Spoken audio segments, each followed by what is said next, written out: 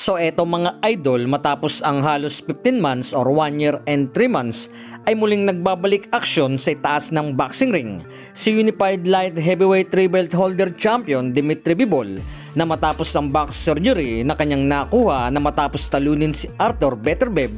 na makakalaban nito ang Germanian fighter na kanyang mandatory challenger sa IBF Light Heavyweight Division na si Michael Eifert. So dalawang titulo lamang ang nakataya sa labang ito, ang IBF at WBA Light Heavyweight title. Na bagamat 3 belt holder ito ay hindi kasama sa labang ito ang WBO. So ito na rin mga idol ang unang laban ni Bivol sa Russia since 2021, na samantalang si Eifert naman ay ito na rin ang unang laban sa world title. Kung kaya't mabigat ang labang ito para kay Bivol, na bukod sa may tama ito sa kanyang likuran ay may angking lakas rin ang kanyang kalaban. So bitbit nito ang kartada sa 13 wins, 1 loss at 5 KOs na halos kasing taas din ito ni Bivol, at kung lumaban sa itaas ng boxing ring ay tinatawag rin ito na brawler fighter na agresibo sa bawat bakbakan. So mamaya na ito mga idol, May 30 na ayon sa website sa labang ito ay 30 PM sa Pilipinas magsisimula ang undercard sa laban. Samantala, mainit naman na pagkikita sa bansang Japan na sa pagitan ni angas ng Pinas Janrael Casimero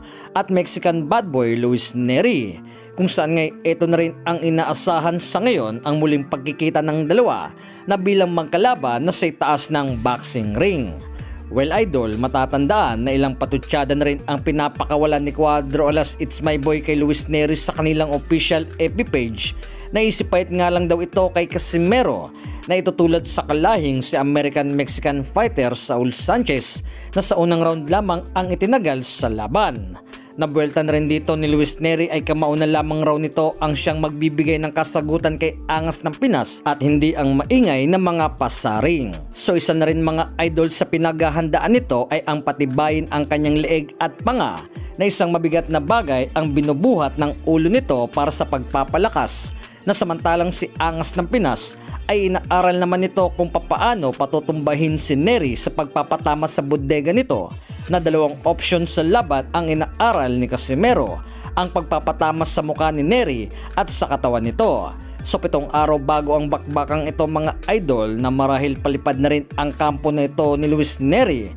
nang dahil sa matibid ito sa ilang information na hindi gaano naglalabas ng ilang mga pahayag. So patungkol naman sa Pinoy bantamweight prospect na si Kenneth Lover ay binahagi nito sa kanyang FB na ito'y lumapag na sa Nagoya, Japan, na handa na ito para sa laban kontra sa parehas undefeated fighter na si American Michael Angeletti na para sa IBF World Title Eliminator. Na ayon na rin sa post na ito ng title holder PH sa kanilang official FB page ay kumakana si Kenneth Lover sa 104 rounds sparring. So magandang kondisyon ito sa laban na mala 8 Division World Champion Manny Pacquiao ang kinakanang pagsasanay.